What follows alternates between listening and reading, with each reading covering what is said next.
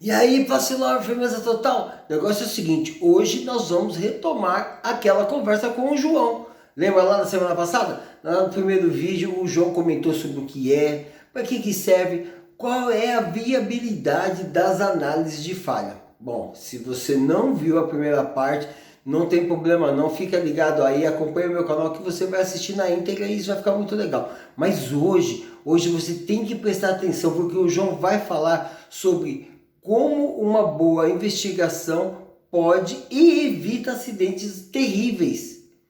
Então vamos continuar essa conversa?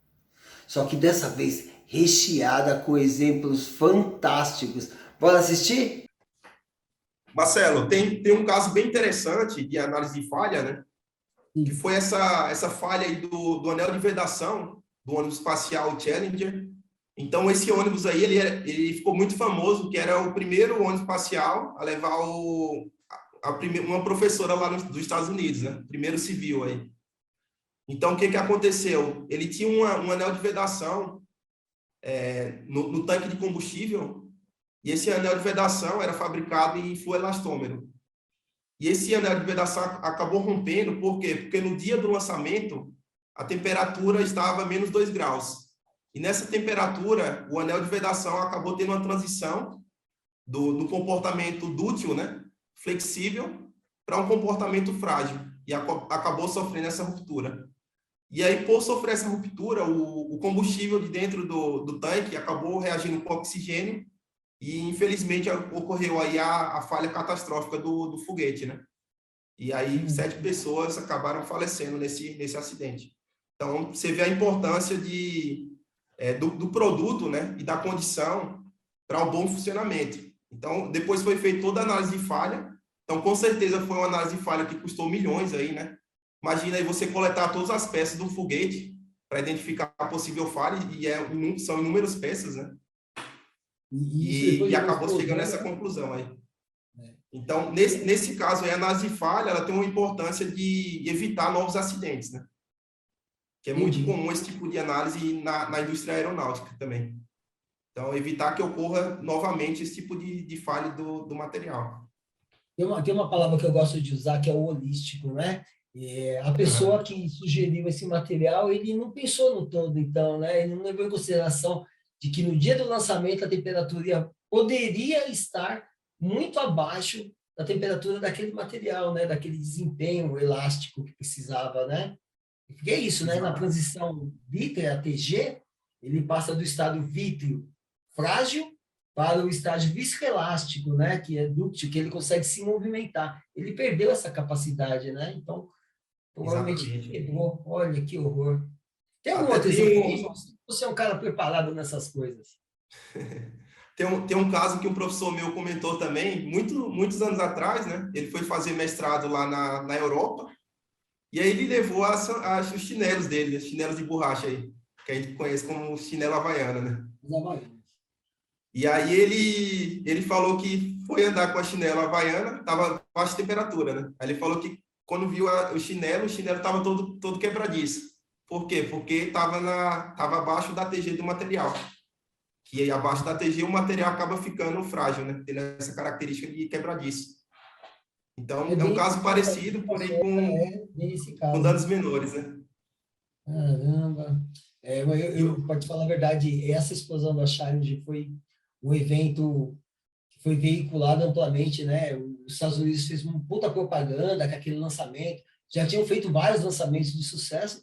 Então tinha um... Cara, eu acho que o mundo estava olhando na hora infelizmente, da explosão, né? Tá todo mundo olhando aquilo e foi terrível, né? Foi terrível. absolutamente. Muita coisa E- poderia ter sido evitada aí se tivesse sido feito alguns ensaios e talvez outras considerações, né? Exatamente. Porém, nesse caso aí também, Marcelo, foi muita pressão, né? Eles tinham uma pressão para lançar muitos foguetes em pouco tempo, né? A NASA, porque naquela época ali eles estavam em crise, né? Estavam em crise e o investimento na NASA era brutal, né? Então tinha uma pressão muito grande da população e da diretoria, né? Da NASA para fazer o lançamento. E eles já conheciam essa falha já. Ah, já conheciam? A NASA já conhecia por quê? Porque todo lançamento eles fazem uma revisão do que poderia ser melhor. Então, eles fazem uma análise de falha, né, para melhoria do produto. E eles já viam que tinha esse risco de falha desse O-ring, né, que era produzido por uma empresa terceirizada. Então, depois eles fizeram toda a investigação e viram que realmente foi a falha do O-ring que provocou o dano catastrófico aí nesse caso, né? Então, é o que a pressão faz com as pessoas aí. Cara, que coisa triste, viu? E esse outro caso aí, você falou que tem um outro caso que é semelhante, qual que é? Outro caso também, similar, com causas parecidas, né, foi o caso do Titanic. Então, na época aí, era considerado o navio mais seguro do mundo, né, quando foi construído. Então, tanto que eles falavam que era um navio à prova de falha, e foi colocado menos botes salva-vidas do que deveriam ser colocados, porque eles acreditavam que não ia falhar o navio, não tinha possibilidade de falha, né? Porém, o que ocorreu? Primeiro, eles achavam que a falha ocorreu devido à qualidade do aço, né? Que era um aço carbono, que a temperatura de transição era acima de 0 graus. E no dia lá, a temperatura da água estava abaixo de 0. Então, a primeira hipótese foi essa, que a causa da falha foi a questão da temperatura e do material que sofria essa transição. Então, no choque do navio, né, abaixo de 0 graus, acabou tendo ao invés do navio deformar, ele acabou sofrendo essa ruptura. Entendi. Mas depois, foi nos anos 2000 já, recentemente, né, descobriram que a causa, eles fizeram uma simulação, pegaram a chapa com a mesma composição química, né, e fizeram uma simulação de impacto, e viram que mesmo a 0 graus, próximo de 0, essa chapa ela tinha uma deformação. Então, aí eles foram para outro lado da análise de falha, né, e viram que o problema maior foi o rebite. Então, o que aconteceu? Na época, eles estavam construindo grandes navios, né, além do Titanic, e aí tinha uma grande demanda pelos rebites de aço carbono, que eram os melhores rebites, né? Então, eles tiveram que usar rebite de ferro de escória, que era um rebite de baixa qualidade. Então, eles acabaram utilizando na proa do navio esse tipo de rebite, de ferro de escória, né? Que era um rebite que tinha uma fragilidade muito grande. Então, o que aconteceu? Quando bateu o navio no iceberg, né, Titanic, acabou rompendo, aí tendo uma falha frágil do rebite, e aí acabou entrando água em 6 convés. O navio ele tinha 16 convés, né? E ele poderia navegar com quatro convés cheios de água.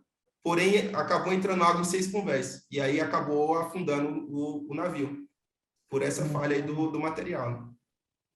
Caramba! Ferro de escória, você falou, eu conheço o termo ferro gusa, é a mesma coisa? Não, é o ferro que quando você faz a fusão do metal, né? Sim. E aí você faz vamos falar assim, a ativação do metal, você acaba tendo essa escória que tem que ser removida, porque é um material de baixa qualidade. Então, foi utilizado esse material de baixa qualidade, né, para a fabricação desses rebites, que acabou gerando essa falha que ficou muito famosa aí com o filme do Titanic, né? Caramba! Então, é interessante, né, Marcelo, a gente vê que análise de falha, você não tem, geralmente você não tem só um fator, né? Geralmente é uma combinação de fatores que são somados, né? São elos para a ocorrência da falha. Então, também isso aí, quando você faz uma análise de falha, é bem importante muitas vezes você não direcionar para um único ponto, né? Muitas vezes é uma combinação, então pode ser uma combinação, vamos pegar aí voltar para a peça injetada, né? Uhum. Então, vamos voltar para a peça injetada. Então, pode ser uma combinação do material, um material incorreto, né? Num ponto de design ali que tem uma concentração de tensão, e um material degradado. Mistura de coisas ruins, né? Isso, a combinação disso aí acaba gerando uma falha, né? Então, qual a dificuldade disso? Porque, às vezes, a peça, ela não falha todo o lote. Ela vai ter poucas peças que vão falhar. Então, pode ser por isso, porque naquelas peças que falharam, ocorreu essa combinação de fatores ruins aí. Então, Não, por isso que é bem importante ter essa combinação de fatores, né? cara, então, assim, a gente pode até dizer com alguma tranquilidade que a alma da análise de falha é uma boa entrevista, né? É um checklist bem completinho e que você cumpra aquelas questões, né? Aquelas informações, que você preencha as lacunas com aquelas informações, né? Eu acho que é Exato, fundamental. Isso economiza dinheiro, economiza tempo, né? E outra coisa, eu exato, acho que vale a pena citar, né? É, o cara tem que ser verdadeiro no momento da entrevista, né? Ele tem que realmente, né, abrir o coração dele e falar, ó, realmente aconteceu tal coisa. Vou te contar um casozinho que eu tive, né? Trabalhava na Siemens e lá nós injetávamos uma peça em PVT, com fibra de vidro, né? E aconteceu que na linha de montagem algumas peças estavam quebrando dentro do mesmo lote, né? E aí foi estranho buscar isso aí, né? E aí eu fui pesquisar, né? Eu não tinha essa desenvoltura que você tem aí, né? Um checklist completo, né? Mas eu fui lá fazer uma pesquisa com saber de onde vem a falha. Pesquisei com a realização, a montagem era a mesma, as peças com o mesmo procedimento de montagem, algumas quebravam e outras não. A maioria não quebrava, algumas poucas quebravam. Aí vamos identificar o dia da fabricação das que quebram. Vamos lá, tal, isso aqui. Fui lá no setor de injeção conversar com o cara. Eu conversei com o encarregado. Não, foi certo, o material está certo, está aqui o datasheet, está aqui a folha de processo, o cara está seguindo, pá, pá, pá, pá. Legal, vou entrevistar o operador. Falar com o operador, tal, não sei o quê. E aí, não sei por que eu lembrei de um lance que tinha sido reprovado, umas tampinhas de PVT também de um outro produto, né? Aí eu falei, tal. Aí eu falei pro cara, que nem aquelas tampinhas, né? O que você fez com ela? Ah, a gente moeu e colocou junto. Aí eu falei, mas você separou o pó, você usou o filtro manga lá? Aí a gente ficou parado assim, achamos, né? Então, não só a quantidade de moído que ele estava usando era fora da proporção, como ele não tomou o cuidado de separar o pó e nem de secar adequadamente, né? Então, como você falou, só uma das coisas não era o suficiente para quebrar. Só usar o moído não era o suficiente para quebrar. Mas o moído que foi mal cuidado, foi mal seco, né? Ele causava a fratura em algumas daquelas peças que apresentaram, né? E isso, Marcelo, eu vejo como a maior dificuldade, né? É o fator comportamental das pessoas. Então, muitas vezes você vai procurar a falha, né? O que ocorreu a falha, muitas vezes a pessoa está na defensiva, né? Ao invés dela estar focada em procurar realmente a causa raiz, ela está procurando se defender. Então, Entendi. essa é uma das principais barreiras para chegar à conclusão de um problema, né? Um problema. E às vezes você acaba direcionando para outros fatores, né? E aí você vê que não tem nenhum problema, você vai fazer análise, você faz caracterização lá, então você faz lá o DSC, você vê que não tem nenhuma impureza, né? Nenhuma contaminação, você vê que o material está correto, as Faz cargas estão ultravermelho, faz corretas, DSC, faz TGA, não encontra isso, nada, né? e não encontra nada, e aí depois você vai ter que refazer a entrevista, acompanhar o processo para tentar encontrar algum problema. E aí é importante você estar lá na fábrica mesmo acompanhando, né? Então, pode acontecer de tudo, né? Então, pode ser, por exemplo, você trocou o turno e o material não foi purgado, o material ficou ali na injetora. Então, o material acabou degradando e você vai produzir peça normal, né? E aí você acaba tendo falha da peça daquele material que ficou dentro da máquina. Aquele início de processo, né? Exatamente, é. Ou então, eu vou dar um exemplo, assim, que as pessoas nem pensam que pode dar problema, né? Então, eu faço uma peça, vou dar um exemplo de PPS, que é um material que você tem que injetar com molde a 135 graus. Porque se você injeta abaixo, ele não tem a cristalização. E aí ele vai ter propriedades mecânicas inferiores, propriedades químicas também, né? Então, por exemplo, eu começo a injetar a peça. E o molde, ele é um bloco de aço, né? Ou seja, ele vai demorar para aquecer.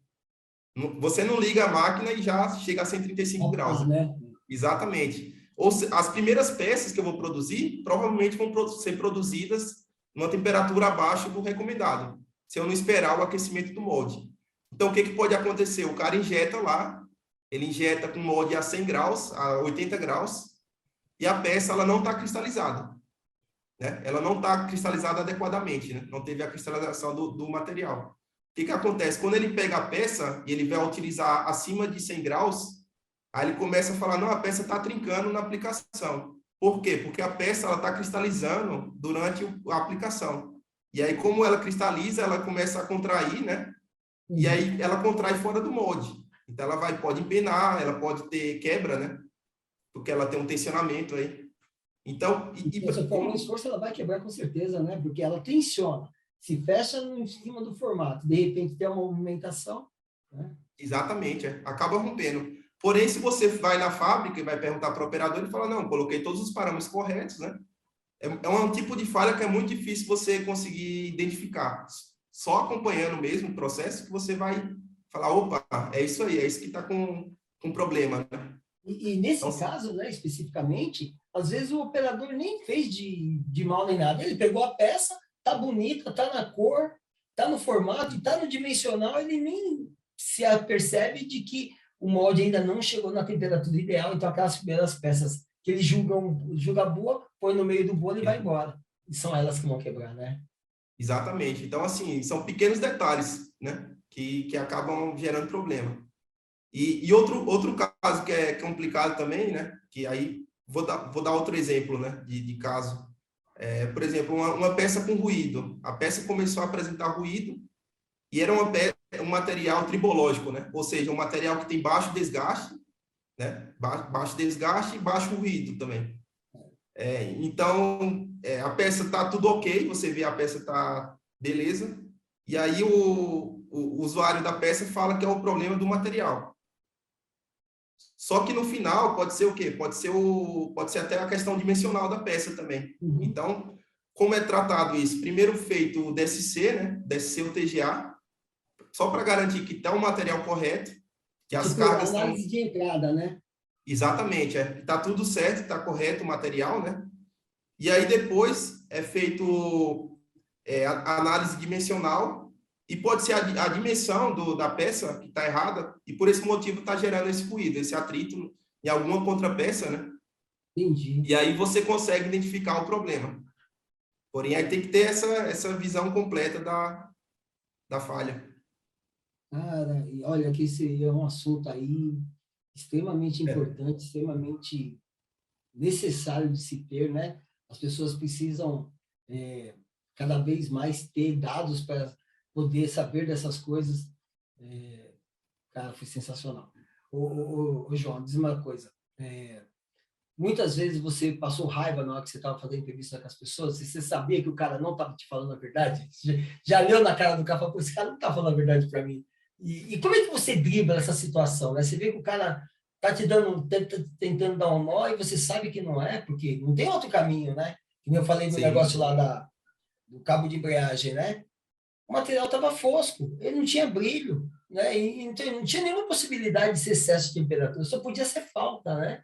E o cara estava batendo o pé, não, já estou com tanto de temperatura e tal, não sei o quê. Mano, tem alguma coisa errada aí. Como que você dá um nó no cara? Como é que você dá uma volta no cara? Sim, Marcelo, passar raiva, sim, poucas vezes que aconteceu. Porém, assim, quando o cliente tá falando, não está falando a verdade, dá para ver, né? Dá para verificar. Mas, assim, o que eu aprendi bastante nessa área, né? Eu trabalhei muito com adesivo. Então, adesivo, por ser um tipo de material, adesivos plásticos mesmo, né? Então, base acrílica, poliuretânica. Então, o adesivo, ele é um material que ele depende muito da aplicação. Então, assim, ocorria muitas, e eu trabalhava na área automotiva também, né?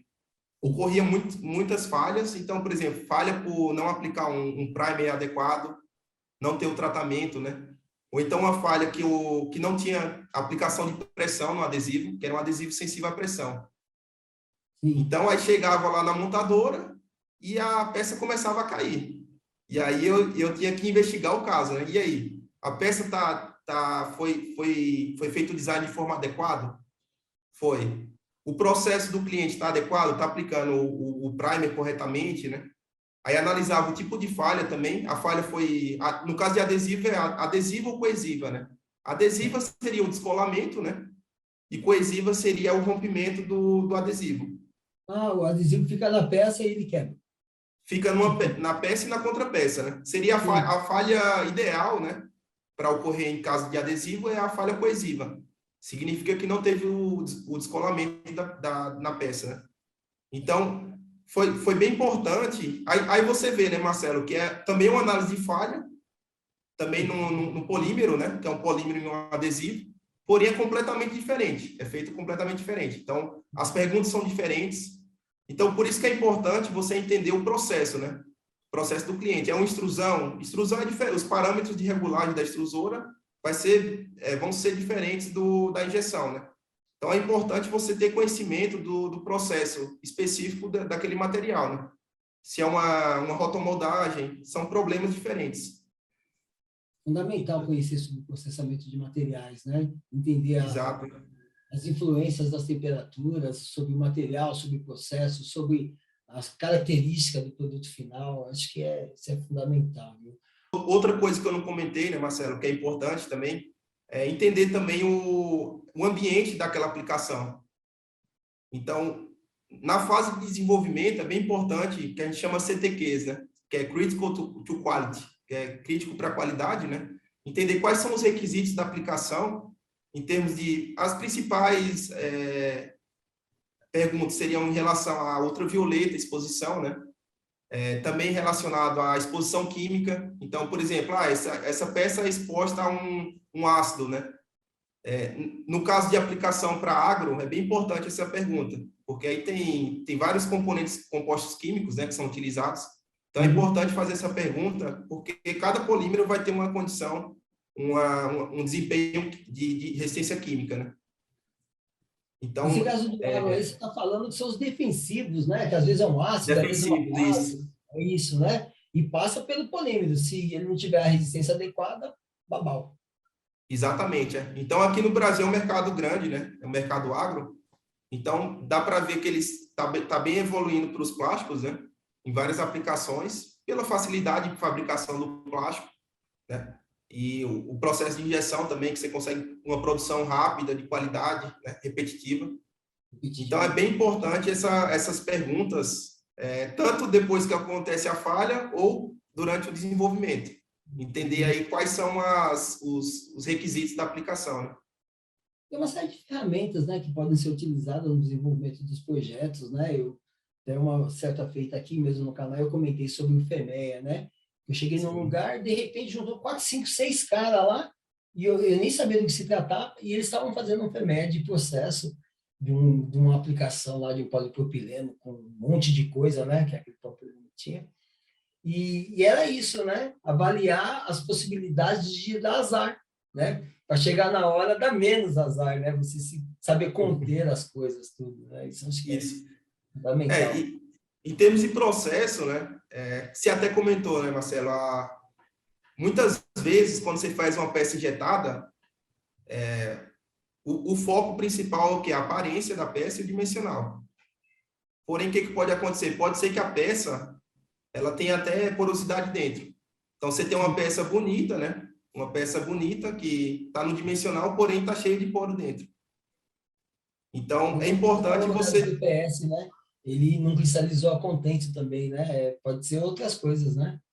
Isso, Então, a peça pode... Por isso que acontece a falha, né? A peça, ela sai da produção, ela é uma peça bonita, uma peça está dimensional, porém está cheia de poro dentro. E aí, quando acontece a falha, que você vai verificar, né? Então, é muito importante quando você faz a regulagem da máquina, né? Pelo menos a primeira vez, você fazer um corte da peça para ver se tem... Aí você faz uma análise de falha mais grosseira, né? Só para garantir que a peça tá ok. Não tem nenhum problema grosseiro dentro da peça. Outro tipo também de análise, né, que é feita em microscopia óptica, dá para fazer com luz polarizada, que você consegue ver se tem tensionamento na peça. Sim. Então, o que acontece, né? Quando você injeta um plástico em alta taxa de cisalhamento, principalmente na injetora, né?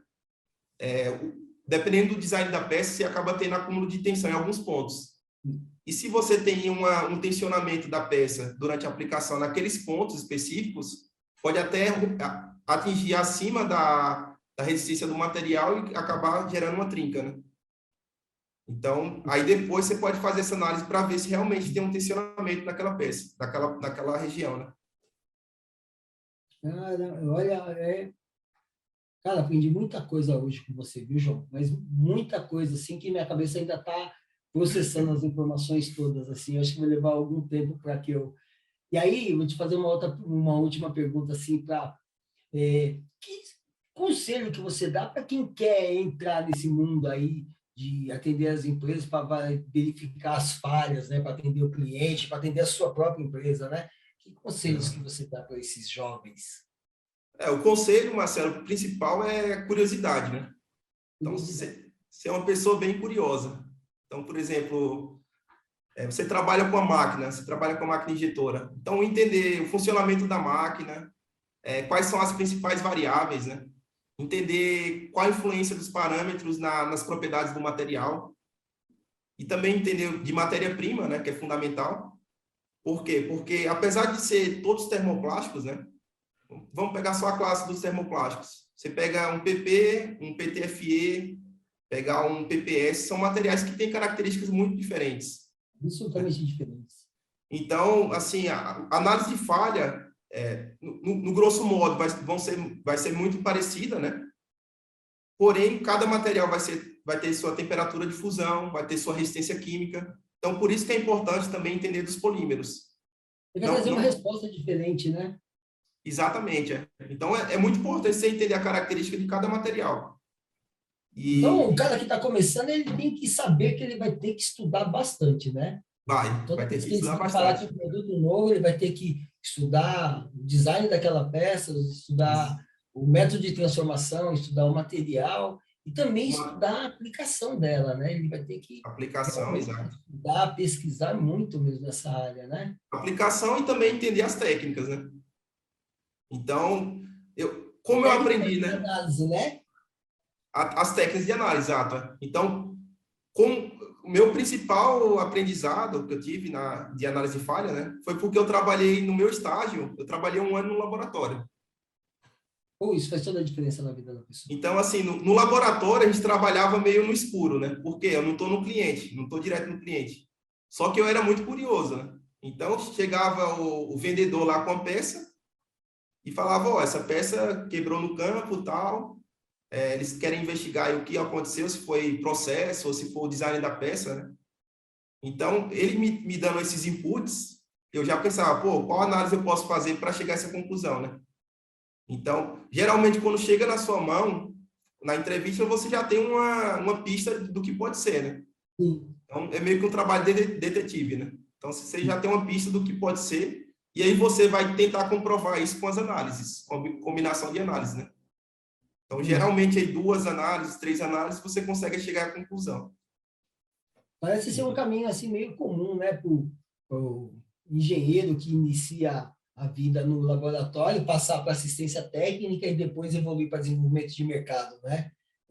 Porque ele vai acumulando esses conhecimentos e também vai acumulando os trejeitos das coisas, né? Porque o engenheiro, né, eu tenho percebido isso, já tem o viés da pesquisa, né?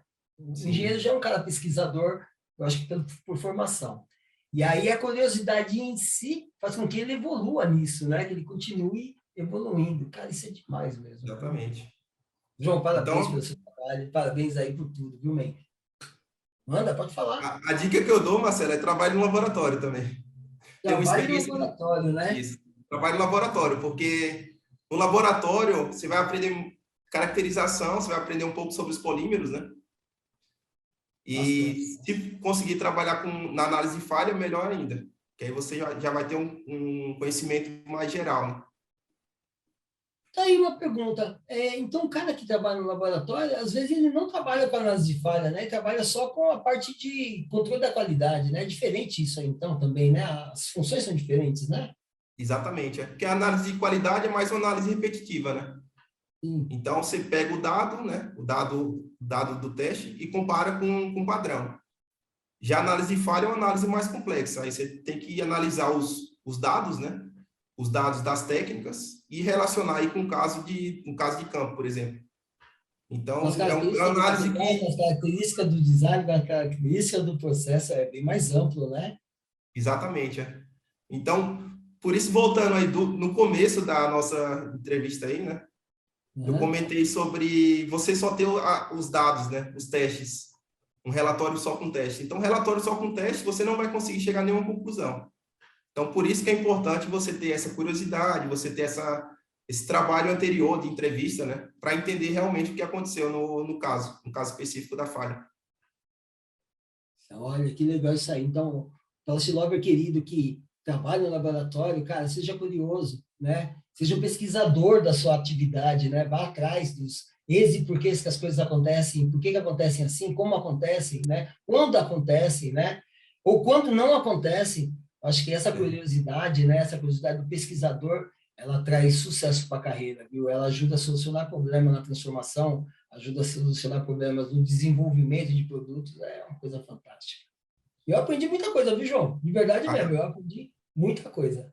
Tem muita coisa interessante, né? Mas eu gosto muito de ver... No YouTube também tem um canal sobre aviação, né?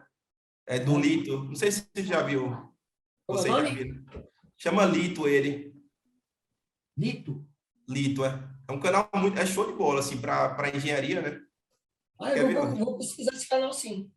E ele fala sobre vários casos, né? Vários casos de aviação. Inclusive, assim, alguns têm relação aí com falha de material, né? Quer ver aqui, ó, Lito. Chama Aviões e Música o canal. Aviões e música. música. Olha, que legal. E ele fala, assim, sobre vários casos, né, de aviação. E na Discovery também tem um canal, né? Uhum. Tem um documentário que fala sobre os desastres aéreos, né? Também é legal pra caramba. É legal assim, né? Legal saber o que aconteceu. Assim, é legal porque a gente aprende um monte de coisa, né? É um canal Então. extremamente informativo, né? É verdade, assim, a gente, infelizmente, as catástrofes acontecem, né? Mas a gente precisa aprender com elas, né? E evitar o máximo possível que elas voltem a acontecer, pelo menos com a magnitude que aconteceram, né? Reza a Exato. lenda que o Ayrton Senna, dentro do automobilismo, foi fundamental porque ele não deixava passar os acidentes, né? Ele cobrava que a Federação Internacional de Automobilismo fizesse toda a pesquisa da análise de falha que aconteceu com o veículo no momento do acidente, né? Os grandes dirigentes da FIA não gostavam dele por conta desse questionamento que ele fazia, mas, por outro lado, ele salvou a vida de muitos pilotos, né? Muitos, depois dele, deixaram de morrer por conta das coisas que ele bateu Ele ficava o pé. bravo, né? Ele batia o pé, né? Falava, não, ó, tá tudo errado. Aí chutava o balde, né? Isso, né? E a gente tem que ser Uma assim. coisa que eu não acabei não falando, né, Marcelo? É da falha, da ocorrência de falha. Às vezes, no desenvolvimento do produto, acho que até você tinha feito uma pergunta lá sobre isso, sobre análise mecânica, né? Então, Sim. qual o grande problema que eu vejo, né? Muitas vezes, quando você vai desenvolver um produto, você pega, por exemplo, um boletim técnico do material e você só vê lá a resistência à tração do material. Porém, a resistência à tração é um teste que você faz em curtíssimo prazo, certo? Numa condição de temperatura ambiente, geralmente é 25 graus, né? Muito fechado, exato. E tem outra questão também, que é um corpo de prova, ele tem uma dimensão exata, né? De espessura ali, de comprimento. Então, vamos pegar um material com fibra, né? Eu pego um material com fibra, eu faço um teste mecânico e eu vejo um resultado de tração. Se eu pegar uma peça injetada com fibra que tenha, por exemplo, uma linha de emenda, na linha de emenda ali vai ser bem abaixo do corpo de prova. Então, por exemplo, quando eu vou projetar a peça, eu tenho que ver onde está essa linha de emenda e tirar da parte que tem mais solicitação. Então, já aconteceu de falha, por exemplo, uma falha numa linha de emenda. Eu pego lá a peça, faço análise da fibra, né? Dá para fazer também microscopia óptica. Eu jogo uma luz eu faço um corte da peça e jogo uma luz e vejo como a fibra está distribuída na peça. Então, a forma que a fibra está na peça é muito importante. Então, por exemplo, se eu tiver uma fibra para cá, outra para cá, ela tá se anulando, o reforço, né? Então, aqui vai ser um ponto de fragilidade. Então, às vezes o engenheiro, ele pega lá o corpo de prova e fala, não, ó, esse material ele vai resistir 60 megapascal. E aí ele coloca isso aí como se fosse a resistência da peça dele, entendeu? Ele nem faz os cálculos. Então, é importante também não utilizar esse boletim técnico, esse valor de forma genérica, né? Você tem que usar como uma forma de suporte, né? Orientação. De orientação, exato. E tem outra questão que é bem importante, né? Por exemplo, uma peça que tem solicitação em fadiga, né? Ou fluência, aí geralmente o material ele vai se romper abaixo da resistência que você vê no teste de tração. Então, Porque vai por isso continuar que... sofrendo aquela tensão, né? Vai continuar estirando, né? Você falou uma coisa interessante agora, eu lembrei de um outro aspecto, né?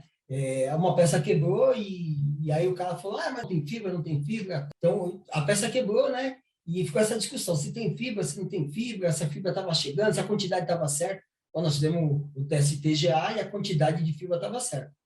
E aí me deu um estralo. Eu falei, mano, se a gente colocar dentro de uma caixinha e colocar no forno a uns, sei lá, 800 graus, vai evaporar o polímero, não vai? Aí a gente vai ver como a fibra ficou. Cara, aconteceu exatamente o que você falou. Ela é uma região de nervura, a fibra fez assim, ó. Sim. Então ela não se ligou, ficou assim. Então na hora que veio a paulada, pum, quebrou naquele ponto exatamente, né? Pô, mas a nervura tinha que fortalecer. Eu falei, tá bom, concordo com você. Mas se a temperatura do material e se o alinhamento das fibras não estiver a contento, ele não acontece, né? Não aconteceu isso, né? Ele ficou assim. Pô, foi muito legal Exatamente. isso que você falou, viu? Ou seja, ele vai rasgar, né? Quando a tensão vir, porque assim, a tensão ela vai percorrer o caminho mais fácil. O que ela vai fazer? Como não tem nenhuma fibra, né? Naquele ponto ele vai rasgar. Ele vai rasgando como se fosse papel, né? Então, eu já vi acontecer isso também. E tem caso, por exemplo, de fibra longa, né? Então, você tem um pellet aí de 10 milímetros, porque quanto maior a relação entre comprimento e diâmetro, maior vai ser o reforço, né? Porém, quando você vai injetar e você vai produzir a peça, ela tem que ser paredes maiores, né? E o canal também tem que ser um canal maior. Por quê? Porque senão você está transformando uma fibra longa em fibra curta, né? Fibra curta. Então, esse também é um possível problema de falha, né? Pode gerar uma falha. Outra coisa que eu percebo também, peça injetada, né? É a mudança de espessura, né? Então, acaba com a espessura grande, passa para a espessura menor e aumenta de novo, né? Por naquela região a fibra não vai, né? Ela não vai para lá. A fibra longa não vai lá. De jeito nenhum ela vai lá. Né? Um Fibra ponto longa, ou então também alguma carga, né? Alguma Sim. carga do material. Aí eu acho que é isso, Marcelo. E eu acho legal uma coisa para você fazer, que me ajuda pra caramba, sabe? Eu vou te mostrar aqui Deixa eu pegar aqui, ó.